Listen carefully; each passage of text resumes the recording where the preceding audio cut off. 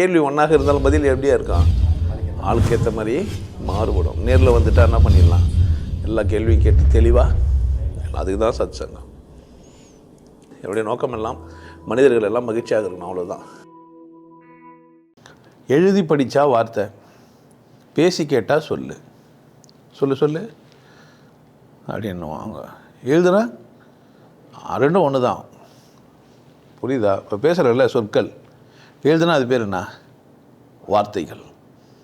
வார்த்தை எடுத்துட்டோம், ஒரு வார்ப்பு படத்தை எடுத்து ஊற்றி பிரிண்ட் ஆகிட்டாங்கல்ல, அதனால் அது பேர் என்ன, இது வார்த்தை. ஆனால் ரெண்டும் ஒன்று தான். வார்த்தையே நீங்கள் படித்து கேட்டுப்பீங்க, சொல்ல காதில் கேட்டுப்பீங்க டைரெக்டாக. ஸோ மூளை வரைக்கும் கண்ணெல்லாம் ப்ராசஸ் பண்ணோன்னா அது பேர் என்ன, வார்த்தை. நேரடியாகவே சொல்ல இருந்துச்சேன்னா, ஒரு பொய்யாவது சொல் கண்ணே. எழுதுனா நான் எழுதலைன்னு கூட சொல்லலாம், எழுதிட்டா நான் எழுதுனேன்னு கூட சொல்லலாம். ஆனால் சொன்னால் சொன்னது தான், சொன்ன சொல் மாறாது அப்படின்லாம் சொல்லுவாங்க, கேள்விப்பட்டீங்களா? ஆனால் சொன்னால் இப்போ இல்லைன்னு இல்லாம், எழுதிட்டா இல்லைன்னு சொல்ல முடியாது.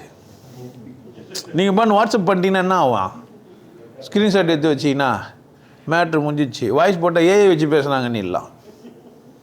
என்ன மாதிரியே வாய்ஸ் மாடுலேஷன்லாம் கண்டுபிடிச்சி என்ன பண்ணிட்டாங்க.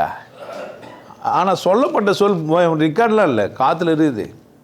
பேசின அத்தனை வார்த்தையும் சொல்ல மாதிரி இங்கே அப்படி சுற்றின்னு தான் இருக்குது. இப்போ சொல்லுக்கும் வார்த்தைக்கும் ஒன்றே தான் அர்த்தம், மீடியா மாதிரி இருக்குது.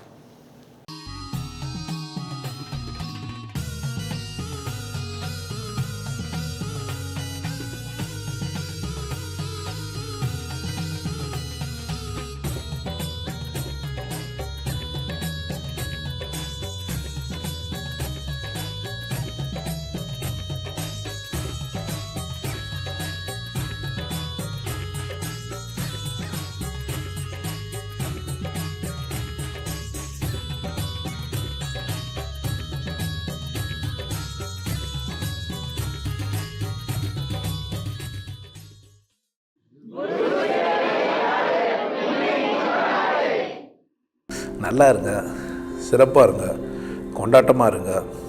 உங்களை நீங்கள் மதிப்பு மிகுந்தவராக மாற்றுறது உங்கள் கையில் தான் இருக்குது. நல்லா இருங்க. நான் ஒரு வாய்ப்பு என்னை பயன்படுத்திக்கலாம். நல்லது.